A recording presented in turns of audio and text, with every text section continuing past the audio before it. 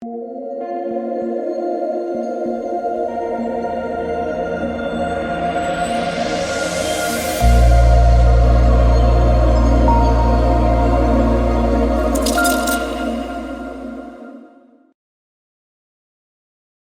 We got a 4-game NBA slate on Sunday. It's nice that we have good-sized contests because there's no football, so normal-sized contests on Sunday. Usually with NFL going on, we get like very small contests on Sunday, but good size, 100K to first. So excited for that one. If you guys are new, again, my name is DK. We'll be talking about the 4-game NBA DFS slate to also make content for Prize Picks. Prize Picks, they are the sponsor of the video. You can use the code DKDFS for 100% match up to $100. It is a player prop site. We would build 2, 3, 4, 5, up to 6 player props. Had a great day over there. Full swept the board. Hero was the only push, but hit Bam over rebounds, hit Jeremy Grant under rebounds, hit Şengün under assist. And what was the last one? I forget what the last one was. But 4 hits and 1 push. Great day over there. And then overall on Draftkings, it was a really good day for me as well. I mentioned it yesterday, but Call of Duty. Don't have to deal with ejections in Call of Duty, right? There's $750. Yeah, because I don't have to deal with an ejection. So that was today.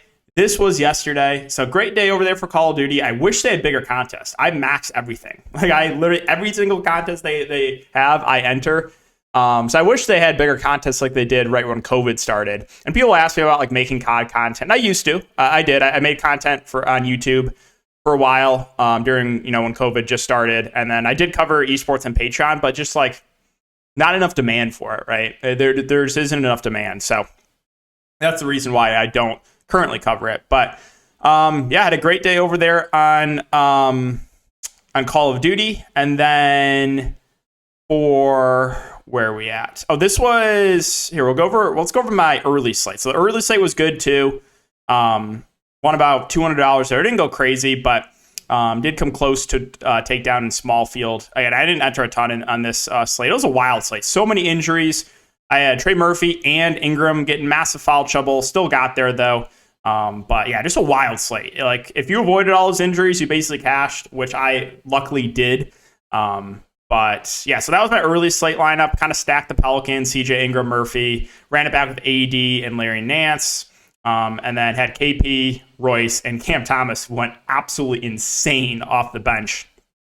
So that was early slate. Again, Call of Duty and Prize. So really good day overall, except for the main slate for me. I didn't end up cashing. Kind of just is what it is. The Watford people. So okay. This is a concept that I was talking about in the Discord a bit earlier, and it's a concept that takes you a while to understand. So like, I'm not trying to sound like a know-it-all when I say this, but like whether or not a play is good or not is determined at lock when you see ownership, if that makes sense. So like Trenton Watford, for example, tonight was really not a good play. And if you played him, like, okay, but listen to why, right? He was unowned last night. Last night was when he was a good play, right? He was unowned. No one played him. And he smashed. The reason he was a great play last night is because everyone played Drew Eubanks last night and no one played Watford. And Eubanks got in foul trouble, Watford smashed. But today, everyone just assumed that, I don't know, Eubanks was going to get in foul trouble or get injured, which he did. Drew Eubanks got injured, went to the locker room, so Watford played extended minutes and ended up getting there. It didn't look like he was going to. He had like 10 fantasy points. And then I guess I hit like 2 or 3 threes to end the game. So that was one example of a bad play factoring in ownership that got there, right? So, like another one was Josh Christopher. Jesse tweeted about this. Josh Christopher was almost 10% owned. That was people that fell asleep at the wheel because Christopher was projected relatively high today because people didn't think Jalen Green was going to play. Well, Jalen Green played. Christopher is only going to play like 15 to 20 minutes off the bench, but the game turned into a random massive blowout, and he played super extended minutes and got there. So that was another example of kind of a bad play that got there. So, again, whether or not a good play or not, you can't like look into results, right? People are like, well, this guy got 30 fantasy points. He must have been a good play. No, like in GPPs, good and bad plays are determined when you see ownership. So, And that concept does take a while to understand. So hopefully kind of try to do a good job explaining that. But yeah, I was talking about that for a bit in the Discord. But yeah, so my lineup, I mean, Gabe Vincent shot 1 of 10. Jimmy smashed. I wanted Josh Green, but had to move some stuff around. So basically, once we got the news that Trae Young was out, I was prioritizing DeJounte and Bogdanovic. And then I wanted to get to Jokic. I didn't think he'd be this high owned, though. I thought, Jokic, questionable. Maybe he's not going to be that high owned. But he was still relatively high owned. So kind of misread that one. I thought, I wanted to prioritize these three because I didn't think Bogdanovic would be popular. And I didn't think Jokic would be that popular. I was hoping that Trae Young news wouldn't come out until way later because then we would have got Bogdanovic at much lower ownership. But so here's one, I played Andre Drummond over Watford. And I was looking like it was going to work out until the very end of the game when I guess Watford hit 3 threes or something. But I rolled the dice in Watford, right? Watford was 35% owned and Drummond was unowned. So I thought they were very similar plays. And so that was my reasoning for playing Drummond there. But overall, that was the only slate that I missed the cash in. Again, great day in Prize Picks, great day on the early slate, phenomenal day for Call of Duty once again. And so profited about $1,000 overall. So no complaints from me. But yeah, the Watford people getting there, that was very, very tilting. How did they know? How did they know Drew Eubanks would get injured and go to the locker room?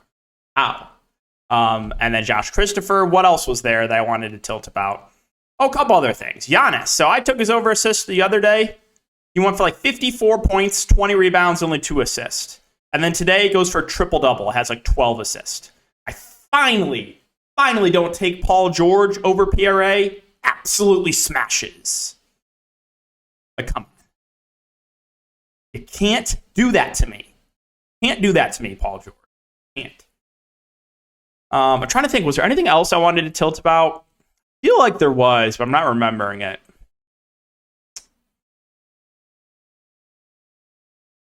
I mean, obviously, I was a bit tilted. The Hawks blowout. Faders, how did they know that the game would randomly blow out? I think that was it. If there's anything else, I'll let you guys know in the comment section. But I think that was it for today. So let's talk about this 4-game slate. We'll start off in the Philadelphia side. Joel Embiid is questionable for that 20th straight game. I'm assuming he's going to play unless we hear otherwise. So with that being said, Embiid and Harden, I think are both solid spend ups at the top. I think I slightly prefer Embiid to Harden, but Harden's still in play. Maxey Harris would be more secondary options. You're going to get D'Anthony Melton starting and probably playing low 20s minutes. Harrell will play the backup 5. Niang should see, 15 to 20 minutes off the bench. He's playable at 3-4. You'll see some run for Shake Milton as well, 3-2. Most likely mid-teens. So if you wanted to punt with Niang or Milton, I guess that's fine. But if Embiid's in, not a ton that stands out. Now if Embiid's out, it's the same thing, right? I'm just going to repeat myself. Harden looks amazing. Harris, Maxey would look way better. If Harrell starts, then him and Paul Reed would split the center position. They would both look really good. Just everyone would look way better if Embiid sits. On the New York side, so Randall, Brunson, Barrett, they're all solid options. I wouldn't call any of these guys priorities, but they're going to play a ton of minutes. Tonight went to overtime. You saw the big Brunson game. They're all playable. I don't think any of them are smash plays, though, for me. Quickly, we'll play mid-20s minutes on the bench. Just kind of fine with him. Sims and Hartenstein are splitting the center position, and of late, they've been going more to Hartenstein. You've been seeing 15-ish minutes for Sims over the last 3 games, where Hartenstein's been playing close to that 30-minute mark. And Hartenstein's the better point per minute guy of the two. So he definitely intrigues me for value. But I just know if I play him, I'm going to get burnt. I played Hartenstein so many times earlier in the season when he was low owned. And he would just was awful. It was so incredibly tilting. But I do have some interest in Hartenstein. Obviously, there's some foul risk for Jericho Sims. I mean, foul risk for Hartenstein too against Embiid. But I think Hartenstein would be the guy I'd rather take the shot on. But we'll see what ownership comes in on him. Toronto and Memphis. So pretty easy team to talk about. Toronto, no OG. You're going to get pressures in the starting lineup. Van Fleet's going to be a pretty popular play, but I have no issue with that. He's been playing phenomenal basketball of late. He's been their go-to guy. And I like Van Fleet. I think Siakam is your pivot. He's really struggled of late, but if this was Siakam a month ago at $9,000, he would be 80% owned, right? You don't want to go back too far to see Siakam just smashing. So he's been quiet of late. And he does have only center eligibility, which makes it tough. But I don't think it's the worst idea in the world if you wanted to play Siakam over Van Fleet for a leverage spot in tournaments. I think that's certainly on the table. And Scottie Barnes been playing pretty well too. Price point's not amazing, but he should play close to 40 minutes. Gary Trent Jr. should play a ton as well. Just comes down to whether or not he can make his shots. He can still hurt you at this price point. Like Gary Trent, if he really struggles with a shot, can definitely lay an egg for you, but reasonable price point. And then Achua feels priced about right. Minutes have ticked down a little bit on him. He did deal with a bit of foul trouble last game. I think on average, we're going to see about 30 minutes from Precious.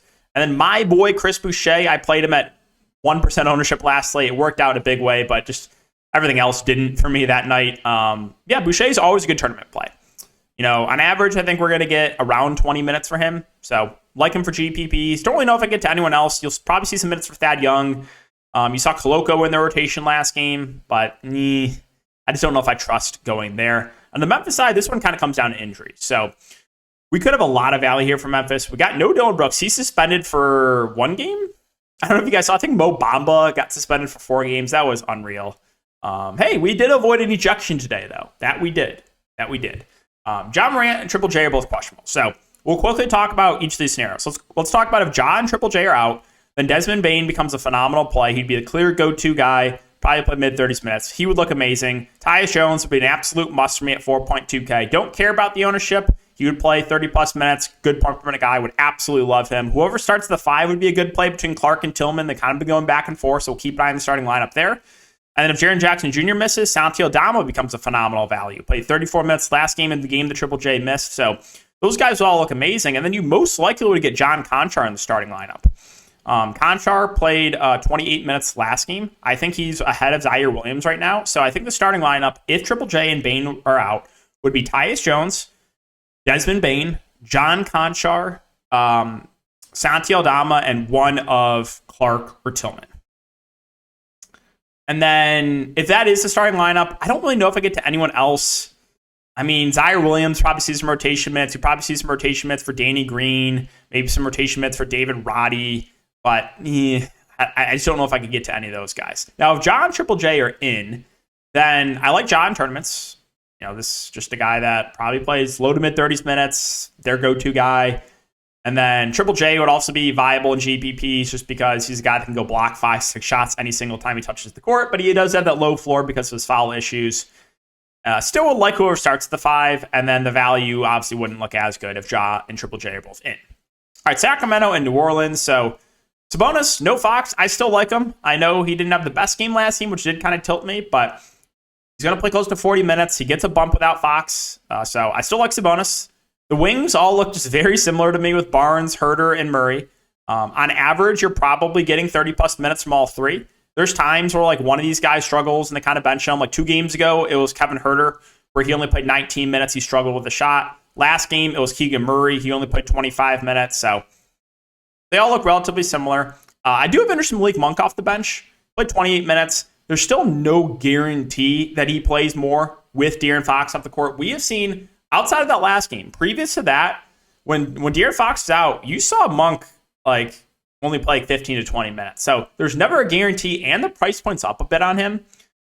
And this team does need some offense with De'Aaron Fox off the court. He can provide that offense. So I like Monk, but I'm worried he might be a bit overowned in tournaments. This one's also going to kind of come down to ownership for me and what I want to do with. I can't believe how 5 fantasy points in 22 minutes for Davion Mitchell. 5 fantasy points, but off the bench, 18 minutes, 17.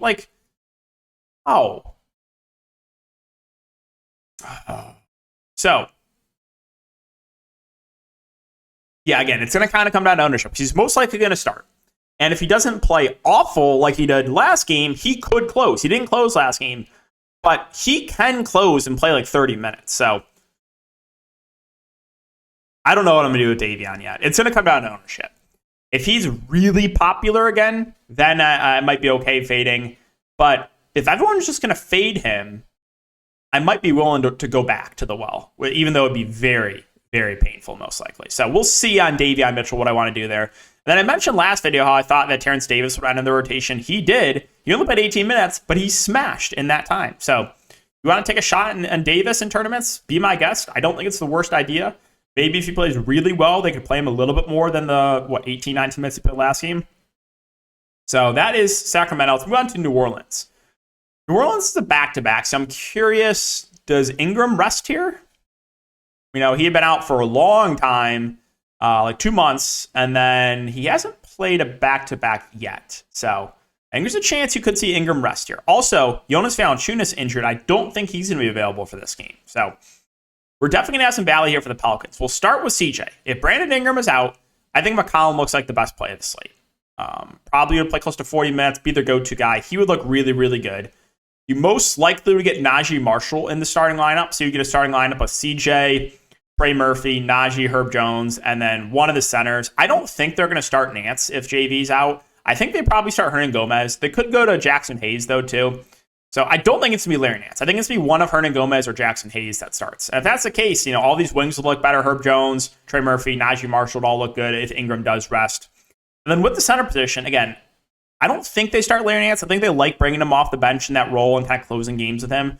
So I think they go to either Hernan Gomez or Jackson Hayes. If it is one of those guys that starts, I like him. Now, Hernan Gomez is the better point per minute guy of the two, so I would prefer it be Hernan Gomez. But if one of those guys starts, I definitely like him at the flat min price. Nance might see a slight minutes bump if JV doesn't play. Maybe you see high 20s minutes from him instead of the low to mid 20s minutes he's been seeing. Alvarado, his minutes kind of up and down. He played 24 minutes last game. He's not a bad point per minute guy, so he's viable. Would feel a little bit better about his minutes if Ingram does sit. And if Ingram plays, I like CJ and I like Ingram, right? Ingram does feel too cheap. He got in massive foul trouble tonight. Picked up 2 quick ones to bail out the faders, but if he does play, I like that price point. So Ingram news is huge. I think he could rest here. I also think you might see some Denver guys rest, right? You saw Jokic questionable. You saw Aaron Gordon questionable. It's a back-to-back. They're playing on the road. You might get a situation where Denver rests their guys too. We'll see. But if everyone plays, I like Jokic at the top. I like Jamal Murray. Those two would be really, really good options. Gordon and MPJ would be more secondary plays. And then assuming KCP can't go, I think they're going to start Christian Brown. He started for him in the second half last game. Not the best point per minute guy, but would be playable there at the flat min price. And you probably would get some more run for a guy like Bruce Brown in that scenario, just because Bruce Brown can play a lot of different positions. But don't really know if I get to anyone else. Now, if they sit like Jokic and they sit Aaron Gordon, maybe Murray, if they sit some of these guys, I'll just say Jokic and Gordon sit, then Murray looks phenomenal. MPJ would look really, really good. Whoever starts the 5 would look good. Vlatko would most likely start. He would look this team would look really, really good if they end up sitting some guys. And finally, Minnesota. So still no Cat. Slow-Mo and Gobert are both questionable. I think Gobert plays since he played last game, but I just don't know anymore. I just don't know. Minnesota just loves listing guys as questionable. As far as the top-end guys go, Anthony Edwards, 9-9, kind of had a quiet game last game, 5 of 15 shooting, but I think he's a nice bounce-back candidate here. I don't think he's going to be popular. D'Lo had a big game, kind of just a big fourth quarter for him. He's been playing big minutes, so have interest in D'Lo, have interest in Anthony Edwards. They should play a ton. If Rudy Gobert plays, I think he's a decent play. Obviously, he would have to deal with possible foul trouble against Jokic, but he would be viable. If he's out, we go right back to Naz Reid, who would most likely start. Obviously, I would be a bit worried about the foul concerns with him, but great point per minute guy. If he stays out of foul trouble, he would smash. And then if Slow-Mo misses, I would think they start Taurean Prince.